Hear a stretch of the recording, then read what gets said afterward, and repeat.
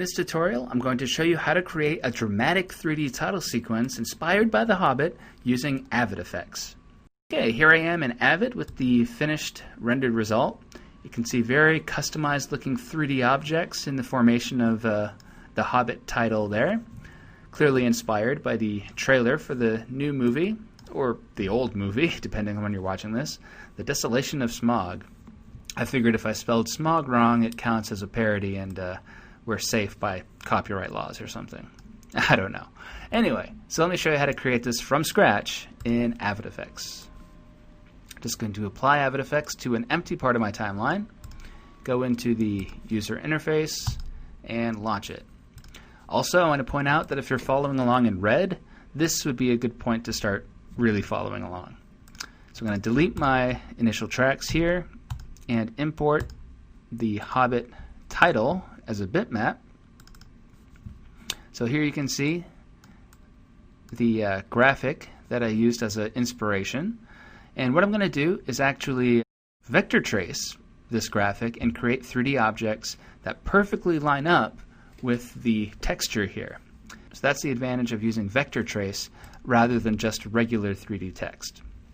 So before I vector trace, I'm going to key out the white part of the image using BCC linear lumi key.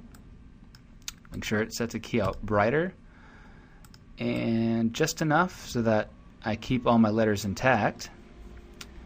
Then maybe choke it a little bit to smooth it out just enough. I don't want to smooth it out too much because the whole point is to get these nice uneven edges. Okay, now that I've done that, I can use BCC vector trace.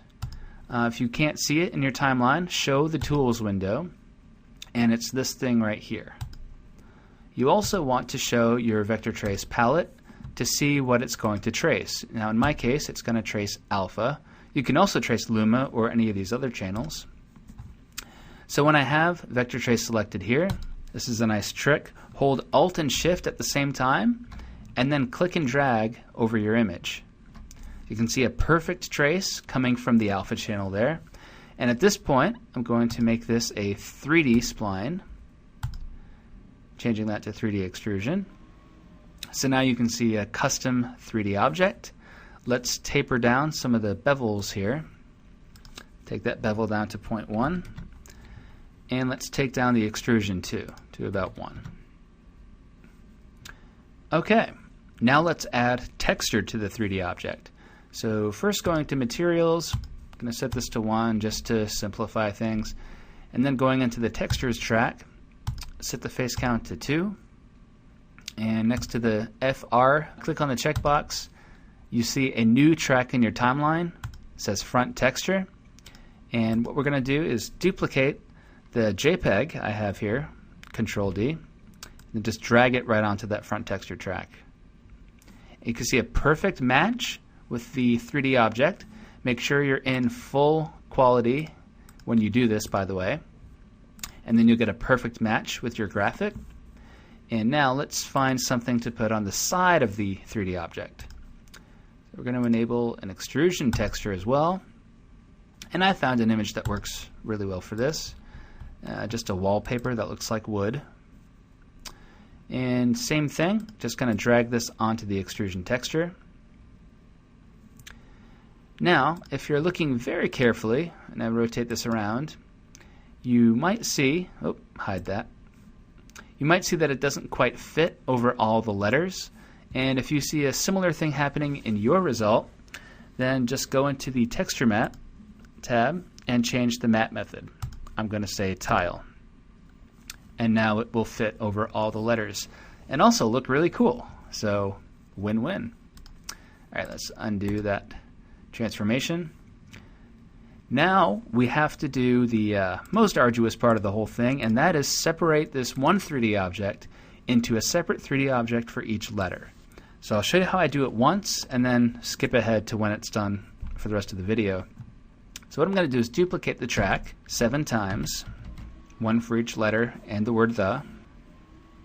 And then with the pen tool selected, twirl down any one of these, select the silhouette, and then click over here.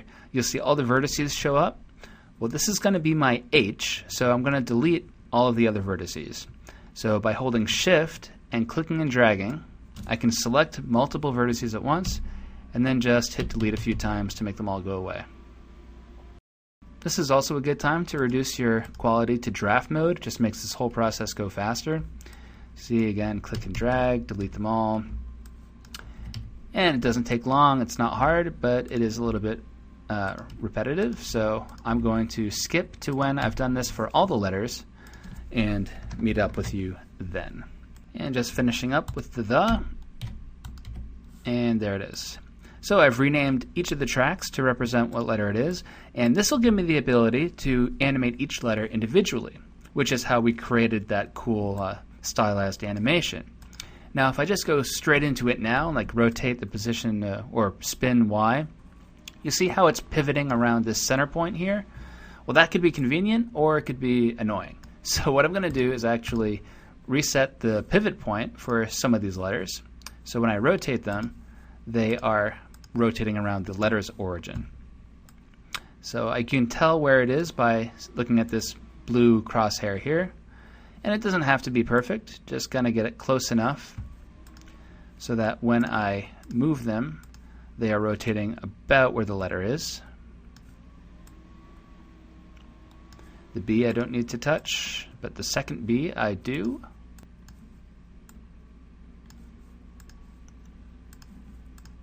Notice I am unlocking the position X and pivot X as I do this. That way you're not moving the letters while you are moving the pivot point. Okay, now that I've changed the pivot point for each character, I can give them all individual rotations. But first, let's enable animate mode. And also, it's a good idea to check your keyframe options and see your default interpolation. This is set to constant, not what I want. I'm going to say decelerate. So now if I start animating something that hasn't been touched before, it will automatically decelerate that.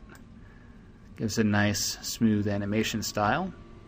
So the H I want to spin and tumble a little bit, and maybe even rotate Z a little. Looks good. The O I'm going to spin in the opposite direction. Don't know if you noticed, but in the actual trailer it does that. Very clever people who made the trailer. B I'm not going to touch. Second B, going to give a slight spin outwards. Same thing with the I. Maybe a slight rotate on the I. And the T, a bit more of a spin because it's on the outside, bit of a tumble, and a bit of a rotate Z as well. Okay, that gives me a nice animation for all the letters, except the B. And now we're going to push them all forward in Z space. And this is one I can select them all at once for and just kind of push them out to a good level. Maybe 2000, negative 2000. Looks good. Now you'll notice that they all come to a stop at the end of my timeline. If I want them to stop earlier, I can just go to, let's say, 3 seconds, should be good, and set the Z to be 0. And with them all selected, I'm going to say hold so that they all stay there. That makes it a lot easier when they can all do the same thing. Now I'm going to put all of my characters into a 3D container. So now I don't have to select them all at the same time. I can just move this container around and move all the letters at once. So same thing I had before. I do want the container to start closer in, actually. And then zoom in a little bit after the letters do. Actually, it's doing that automatically, so perfect. That's exactly what I want it to happen. I do want to change the angle on the container. One way to do that is to change the camera. Change it to orbit mode, turn off animation for this, and just tumble it down a bit to make it look more 3D. It'll also help so the letters come in from above and not just right in front of the camera. Looks good. Alright, now let's add some lighting. So again, in the container, we're going to go to lights, change this default point light to a spotlight, and that looks pretty good. Make sure it starts high enough.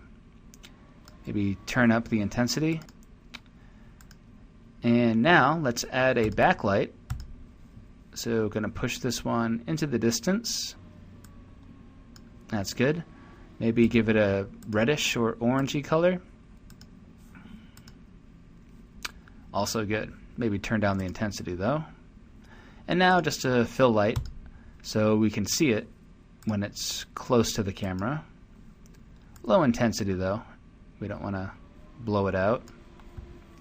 Turn down the ambient so that it's all the fill light. We do have to back it up quite a bit. Turn it down. And maybe adjust the color so it's also kind of warm.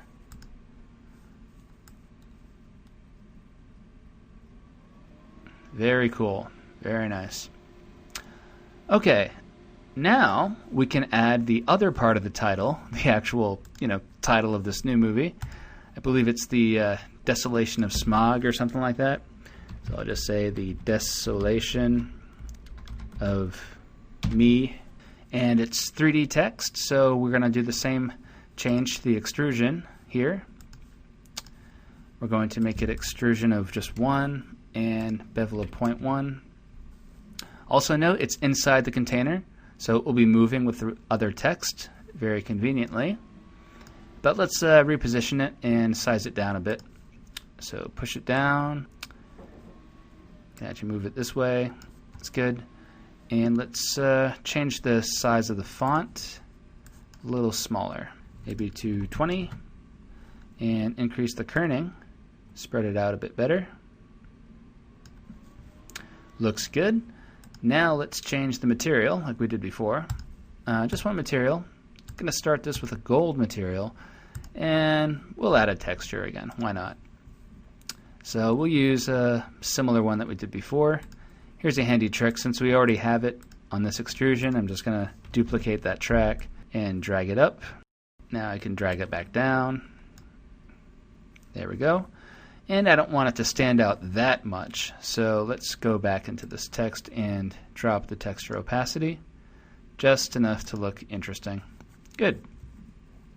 Okay, so that takes care of all of the fancy animation on the text. There's a couple other things to do. We don't want this to be visible the whole time, so here's a nice shortcut. Just move this keyframe up to where you want it to appear. That's good. And to hide the fact that the text just kind of pops in, let's add a lens flare. So this will be its own separate track. I'm going to add a black solid, apply the BCC lens flare advance to the solid. I'm going to center this lens flare. There's a trick, just click there to center it. And let's take out some of these elements. So in the flare, I don't want the draw ring. Going to change the color to be more goldeny. Nice. Let's change the rays a bit, maybe bring down the scale, maybe bring down the intensity, increase the width though, change the count maybe up a bit, and that should do there. Fog we don't need. Polygons we are going to use. Let's turn down the intensity a little bit, increase where the position of the polygons is, change the polygon count down a bit, and increase the polygon spread. Now it's hard to see any of those things take effect because I haven't moved the pivot point for the lens flare, so let's move that. Now we can see the polygons. Very nice. But I don't need hollows, I don't need discs, I don't need glows. It's going to be a very basic lens flare. Don't need chroma hoop. I do want a stripe though. Gotta have the stripe. Just bring down the intensity, change the color to something orange or gold, turn down the softness and the length. Okay, now we're just going to animate the global scale of the lens flare starting at 0. We're going to use a linear interpolation here. Go forward a couple frames, turn it way up, and then let it back down over about a second to 0. And this is handy. You see how we have all this other keyframe stuff there? Just delete it. Very nice. And then I can move the whole thing down to where I need it to appear. And you might say, hey, we still can't see the background there. Well, watch this. I'm just going to change the composite mode for the whole layer to add. Now we can see it, and it's pretty well lined up too. So how's the timing there? It's a little bit late, so push it up.